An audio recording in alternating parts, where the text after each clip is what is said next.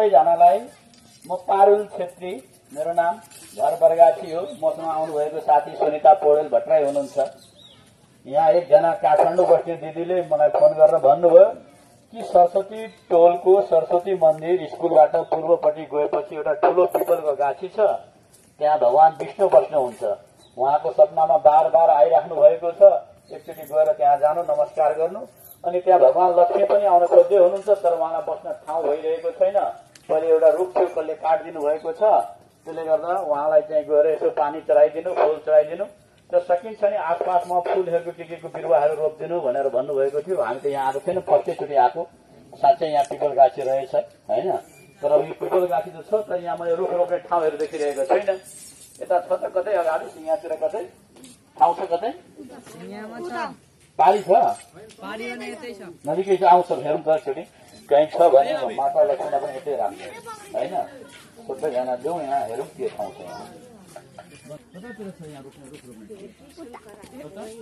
घरहरू झोपडी नै यस्तो छ, टिनका घरहरू। यो सिङ्गे नदीको छेउमा यो ठाउँमा केही ठाउँ छ जस्तो लाग्दैछ मलाई। यहाँ खसी बाख्राहरू पनि राखेको छ, गाई गोरुहरू छ। यो एरियामा अलिकति रुख। पानी कहाँसम्म आउँछ यहाँ बर्खा महिना? कहाँसम्म डुबाइदिन्छ गाछीहरू? अनि यो ठाउँ त पारे केरा गाछी लाउँदा हुँदैन?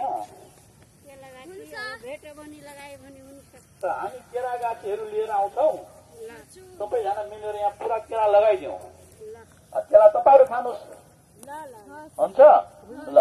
यो एरियामा केरा लगाउने, यहाँ कसैले रोप्नु भएको छ, कोही कोहीले रोप्नु पनि भएको रहेछ होइन। यो एरियामा केरा लगाइदिने, अनि त्यो स्वामीको गाछी हुन्छ, त्यो स्वामी पनि लगाइदियो भने, स्वामी बढरहरू पनि लगाइदियो भने पछि तपाईँहरू खसी बाख्रालाई खान पनि हुन्छ। ठुलो भएपछि सानोमा त हुँदैन। यो छेउछेउमा यता हेर्नुहोस् त, यो छेउको एरिया के हो? यो कस्तो एरिया हो? यो यता के छ यहाँ नानी? के हो यो? नाला कहाँ छ? त्यहाँ छ नाला। यो नाला हो, नाला भन्दा त केही छैन होइन। यो एरियामा रुख रोपिदिँदा हुन्छ होइन? त्यसो भए केला गाछीहरू के हुन्छ। ल हामी आउँछौँ। विष्णु भगवान बस्नु हुँदो रहेछ त्यो पिपलको गाछीमा। काठमाडौँमा एकजना महिलाको सपनामा आउनुभयो कि पिपल गाछीमा विष्णु भगवान बस्नुहुन्छ। त्यहाँ पहिले अर्को पनि रुख थियो, कसले काटिदिनु भयो। लक्ष्मी भगवान पनि बास गर्न आउन खोज्दै हुन्छ, तर ठाउँ छैन, जग्गा छैन। त्यसकारण छेउछाउमा कतै फूलहरू लगाइदिनु, गाछीहरू रोपिदिनु, अनि त्यसमा चाहिँ कहिलेकाहीँ पिपलमा पानी हालिदिनु, फूल लगाइदिनु, धुप लगाइदिनु भन्नुभएको छ। त्यो हेर्न आएको साँच्चै रहेछ। र तपाईँ हामी सबैजना मिलेर यो गरौँ ल।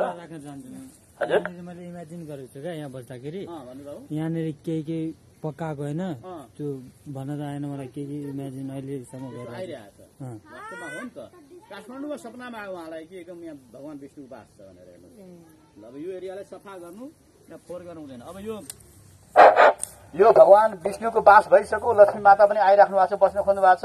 यो फोहोर हामी जताभाइ फाल्नु हुँदैन, एक ठाउँमा बोरामा हालेर राखिदिने, अनि खेर यो गर्नुपर्छ। एउटा तपाईँहरूलाई म देखाउँछु यो फोहोर कसरी राख्ने भन्ने एउटा विषयमा तपाईँलाई सिकाउँछु।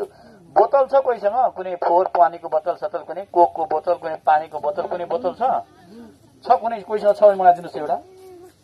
कोहीसँग बोतल छ भने ल्याइदिन्छ एउटा, कुनै बोतल। ऊ त्यहाँ छेउको कुन हो त? टोयलेटको बोतल हो के हो त? झाडाफिरीवाला बोतल छ के हो? ल ल्याउनुहोस् त, हो त्यही बोतल ल्याउनुहोस् ल।